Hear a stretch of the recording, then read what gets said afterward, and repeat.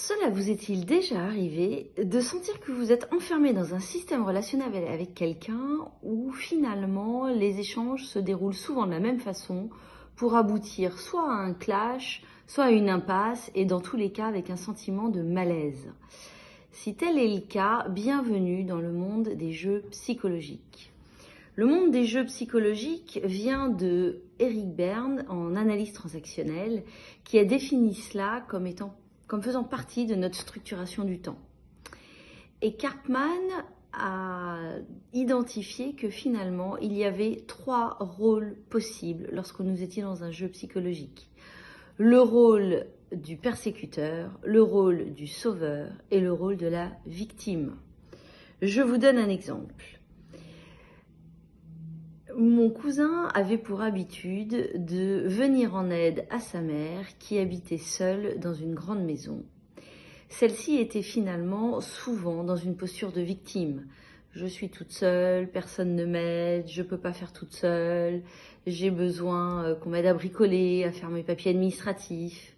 Et mon cousin, tel Zorro, venait effectivement faire cela pour elle. Sauf qu'à la fin du compte, elle n'était jamais satisfaite et finalement, ça se terminait par des blâmes sur « tu m'as pas appris à le faire, j'aurais voulu le faire moi-même » ou « c'est pas comme ça que j'aurais voulu que ce soit fait ». Parfait exemple du sauveur qui vient pour aider quelqu'un qui est en posture de victime et qui, in fine, se retrouve lui-même la victime et face à un persécuteur.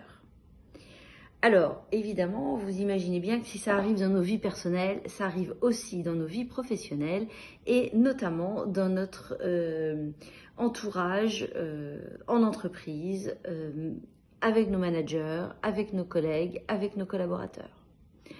Je vous donne un exemple, un collaborateur qui se met en mode victime car il a trop de travail, peut finalement happer malgré lui un de ses collègues qui va vouloir l'aider, être son sauveur, faire une partie de son travail et in fine, ça ne sera pas ce qu'il attend et il va le persécuter en disant « mais je t'ai jamais demandé de faire ça ».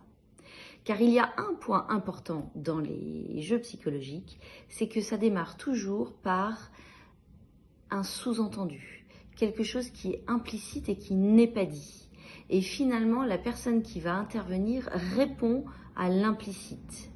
Donc une bonne façon finalement de ne pas rentrer dans les jeux psychologiques, parce que tout l'enjeu, une fois qu'on a compris ce que c'était, c'est soit d'en sortir, soit de ne pas rentrer dedans.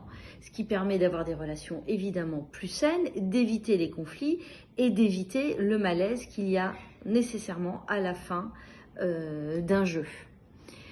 Et donc, à partir du moment où vous identifiez qu'il y a un sous-entendu et un implicite, avant d'y répondre, il suffit de le rendre explicite et de dire « mais que souhaites-tu? Comment puis-je t'aider? De quoi as-tu besoin ?»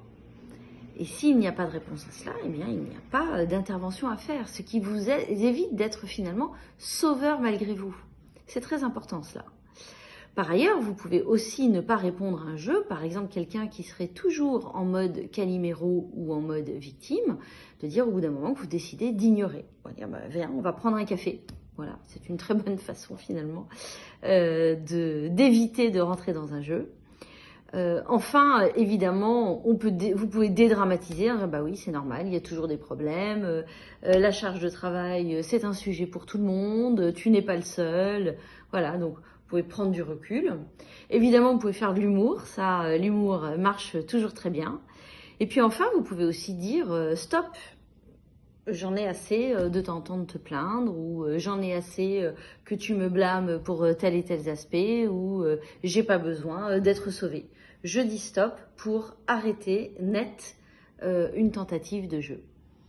J'espère que ces quelques explications vous auront permis d'y voir plus clair et surtout d'analyser les systèmes relationnels dans lesquels potentiellement vous êtes aujourd'hui embrigadés et dont vous souhaitez vous délivrer. À bientôt!